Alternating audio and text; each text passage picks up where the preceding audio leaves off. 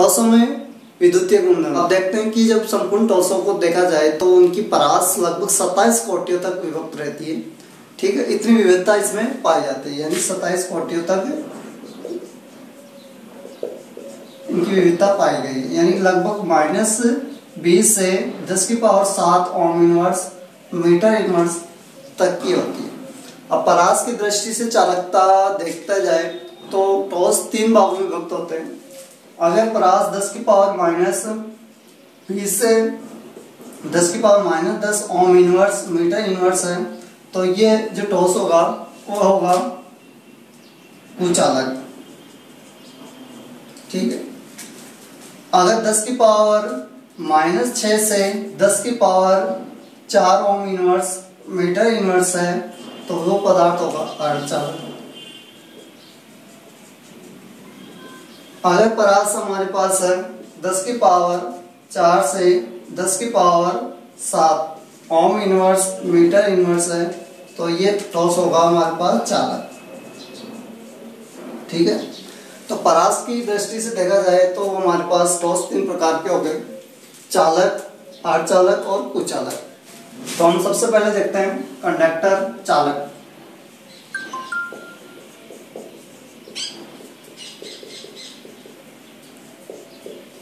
और चालक क्या होते हैं?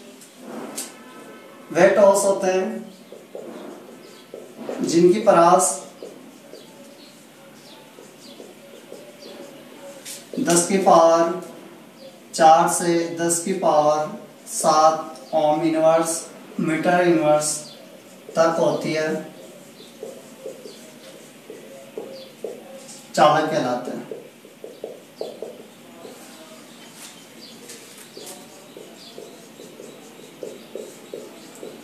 ठीक है, अब देखो चालक भी 2 प्रकार के हो गए। एक तो होते हैं धात्विक चालक, जिनमें जो विद्युत धारा होती है का प्रवाह इलेक्ट्रॉनों के कारण होता है।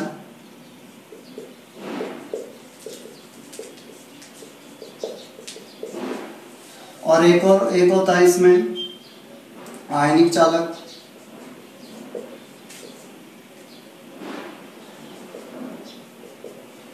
या विद्युत अपघट्य चालक।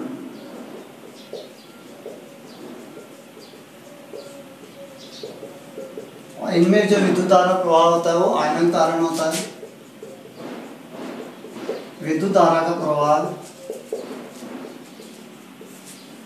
आयनों के कारण होता है।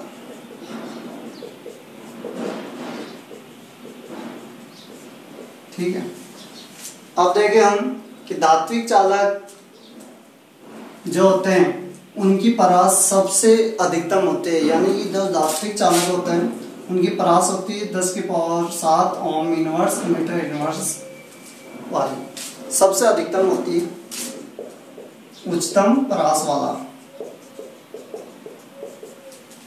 ठीक है, अब धात्विक चालकों में सभी धातुएं आ जाती है। आयनिक चालकों में आयनिक होगी, NaCl आ गया। ठीक है, जो धात्विक चालक होते हैं वो गलित अवस्था और ठोस अवस्था दोनों में चालकता कर सकते हैं, जबकि जो आयनिक चालक होते हैं वो सिर्फ गलित अवस्था में ही या जलीय अवस्था में ही चालकता कर सकते हैं। ये तो ये बात चालक की। फिर दूसरी बात करते हैं हम नॉन कंडक्टर की।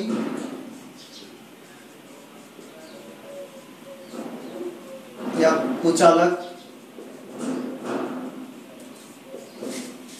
कुचालक वे टॉस होते हैं जिनमें परास कितनी होती है? 10⁻⁻20 से 10⁻⁻10 ओम इनवर्स मीटर इनवर्स होती है। तो वे टॉस जिनकी परास 10⁻⁻20 से 10⁻⁻10 ओम इनवर्स मीटर इनवर्स होती है, क्या कहलाते हैं? कुचालक कहलाते हैं।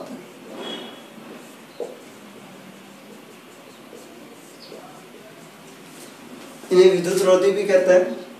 ठीक है, इंसुलेटर। ये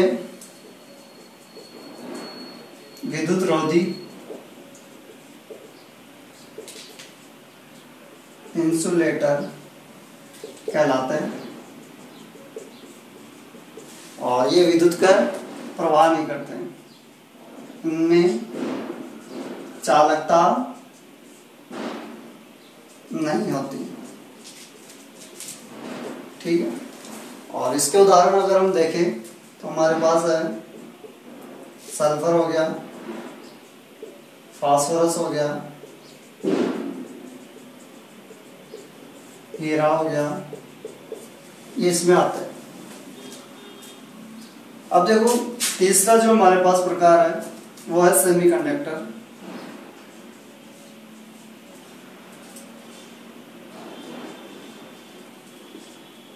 यानी अर्धचालक।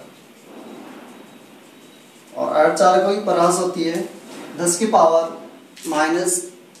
से लेकर और 10⁴ ओम इनवर्स तक। तो वेट ऑफ जिनकी परास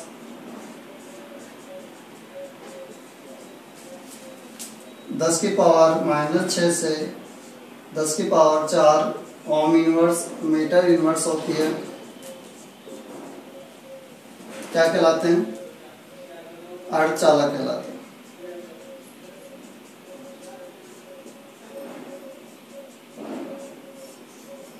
ठीक है, ये वही बात अर्धचालक होगी। और इसमें हम उदाहरण देखें, सिलिकॉन आ गया,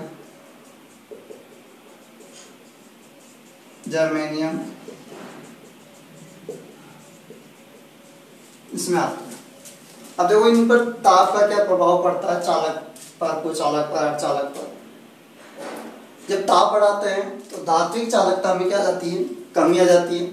और जो कुचालक होते हैं उनमें अंततः यानी बहुत कमी वृद्धि होती है चालकता में।